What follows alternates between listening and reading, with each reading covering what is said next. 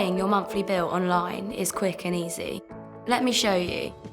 Go to americanexpress.com/UK and log in using your username and your password. On the account homepage, click the card you want to make a payment to. Then click Make a Payment. You'll then see this screen.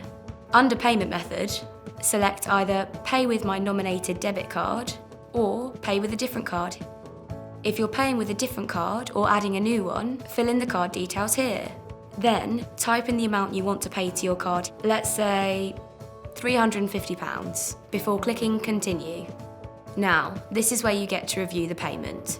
That's all correct. So, if you're happy to confirm, click on Continue. And that's gone through, so all good.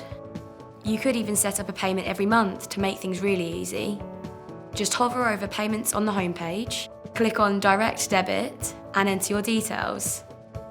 And one more thing, if you want to access your account almost anywhere, you can also download the Amex app from Google Play or the App Store. Don't live life without it.